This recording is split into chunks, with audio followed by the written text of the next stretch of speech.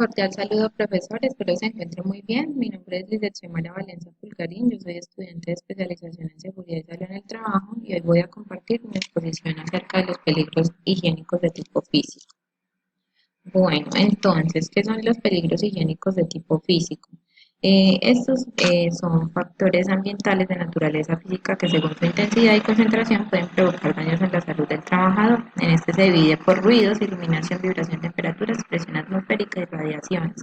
El ruido es una alteración física producida por ondas de presión que viajan en un medio el cual ha de poseer masa, elasticidad como el aire, el agua y los materiales, entre otros. Este tiene unas características típicas como lo que es la intensidad, el volumen al que se está generando un sonido, el tono, que es la frecuencia con la cual se emite el sonido, y el timbre, que es la fuente que lo emite. ¿Cómo se clasifica este ruido? Se clasifica en ruido continuo de impacto, fluctuante y ruido intermitente. El ruido continuo es si su nivel prácticamente es constante a lo largo del tiempo, como por ejemplo un ventilador. El ruido de impacto es si el nivel sonoro presenta picos de alta intensidad y de muy corta duración, como por ejemplo realizar un corte con una prensa de corte. Fluctuante es si su nivel sonoro varía de forma continua en el tiempo, pero sin ningún patrón definido, como por ejemplo cuando se generan ruidos en un taller de mecánica. Y ruido intermitente si el nivel sonoro varía de manera escalonada y bien definido cuando se maneja, por ejemplo, una sierra de cinta. ¿Cómo se evalúa este riesgo por ruido? Se utilizan diferentes instrumentos, como son el sonómetro, el analizador de bandas de octava, de tercia de octava y el dosímetro. El sonómetro permite conocer los niveles de presión sonora.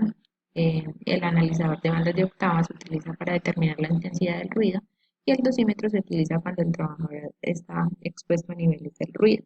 Este dosímetro permite conocer de una manera mucho más fácil la rápida exposición al ruido y si está dentro de las dosis del ruido de manera permitida. ¿Cuáles son los controles para el riesgo del ruido? Existen tres: el control en la fuente, el control en el medio de transmisión y el control en el trabajador o receptor. Ese control en la fuente ya va más que todo dirigido para todo el tema en el que se genera el ruido. ¿Sí? Entonces acá se habla de reducir los niveles de vibración, instalando niveles de materiales sueltos, el control del ruido aerodinámico, el mantenimiento de los equipos que generan sonido, la modificación del espectro, el reemplazo de máquinas o partes y la sustitución de procesos, porque hay algunos procesos que dentro de una compañía pueden generar demasiado sonido. El sistema de control en el medio de transmisión, que es la continuación sonora, la absorción del ruido, la reducción del ruido transmitido por elementos estructurales y la influencia del sonido de fondo. ¿Sí?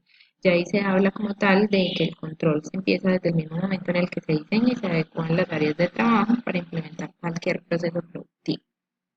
El sistema de control del trabajador se habla más que todo de las audiometrías, las medidas de control de tipo administrativo, como lo son las pausas activas, y las medidas de control mediante equipos de protección personal, que ya en este caso son más de tipo auditivo.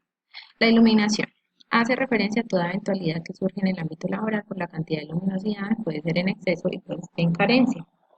¿Cuáles son las clases de iluminación? Está la parte natural y la artificial. La natural es suministrada por la luz del día y en esta tiene una gran ventaja, que es que esta nos permite discriminar los colores, vamos a determinar y vamos a disminuir el tema de los costos y vamos a disminuir también la parte de ese cansancio visual. ¿Sí? Y la artificial proviene más de fuentes luminosas manufacturadas como lámparas incandescencia o descarga, entre muchas otras. ¿Sí? Esta va a generar más esa parte de cansancio visual. ¿Cuáles son los instrumentos que se utilizan? Los iluminómetros y los luxómetros, que realizan mediciones de intensidad de iluminación en un espacio determinado. Estos deben calibrarse periódicamente para que se puedan obtener unas mediciones más exactas. Los efectos que genera ya son a nivel de cerebral, cefalea, problemas de concentración, trastornos depresivos, cansancio visual y fatiga mental. Control de riesgo de iluminación habla sobre los correctores para lugares con niveles de iluminación bajos, ejercicios para evitar la fatiga visual y la racionalización de la energía. Esos controles nos hablan como tal de despejar todo el área de trabajo, de promover que esa luz natural ingrese a ese lugar de trabajo y que, por ejemplo, se despejen las ventanas, se limpien los obstáculos, se mantengan las paredes y techos libres de polvo, se generen esos espacios para pausas activas, digamos, de esa parte visual y se ahorre el tema de la energía. En la vibración ya se considera como vibración todo movimiento oscilatorio de un cuerpo sólido respecto a una posición de equilibrio de referencia sin que experimente desplazamiento. En esto ya se habla sobre qué elementos generan esa vibración. Son los equipos destinados de transporte, la perforación, abrasión, maquinaria de movimiento de tierra, tareas de agricultura, movimiento de cargas, vibración de estructuras, herramientas manuales eléctricas, neumáticas, hidráulicas y en general las asistidas mecánicamente y las que ocasionan golpes de percusión. ¿Cuáles son los efectos que puede generar la vibración?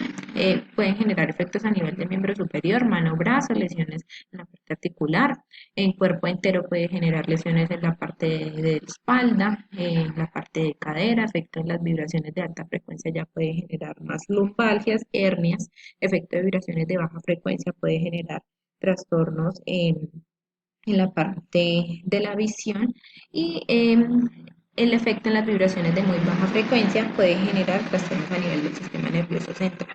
¿Cuál es la evaluación del riesgo por vibración? ¿Sí? Se utilizan para este vibrómetros o acelerómetros. Estos se utilizan para valorar vibraciones en máquinas e instalaciones y que generen como tal esas vibraciones. ¿Cuál es el control que se realiza? Es muy parecido al tema del ruido. Se hace un control en la fuente, control en el medio de transmisión y control en el trabajador o receptor.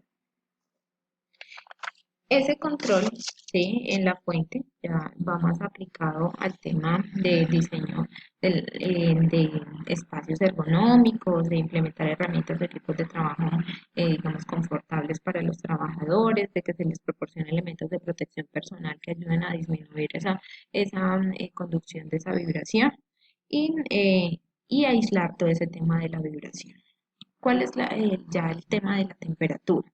Es un factor de riesgo que puede generar diferentes falencias en cuanto a los trabajadores, en cuanto a su estructura corporal y puede afectar si presenta niveles excesivos de calor o frío. ¿Sí? Ya esto se da también en ambientes muy calientes o muy fríos.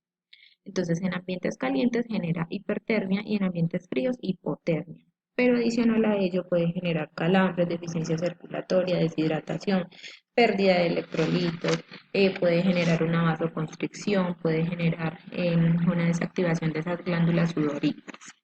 La evaluación de este riesgo se hace por medio de un termómetro y aquí se establecen también los tipos de valores límites permisibles que ya se hacen, se expresan por medio de grados centígrados y lo que hace es determinar de que esa temperatura no suba por encima de los 38 grados centígrados.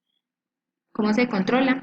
Se hace para la sobreexposición al calor, la sobreexposición al frío y para alcanzar un confort térmico. Entonces lo que se hace es reducir el tiempo de exposición, suministrar una ropa de trabajo adecuada, suministrar bebidas energéticas, una alimentación balanceada, vestirse acorde a, como a las circunstancias como de la temperatura. En la presión atmosférica, esta ya es una fuerza aplicada a la unidad de superficie o por un líquido o por un gas y se mide por atmósferas. ¿Cuáles son los efectos que puede generar? Ya son por altas presiones o por bajas presiones. En las altas presiones ya genera lesiones en muchos órganos y puede generar lesiones en la parte de los dientes. En bajas presiones puede generar hipoxia o falta de oxígeno, pérdida de conocimiento, alteraciones a nivel también del sistema nervioso central, sudoración u otros afectaciones.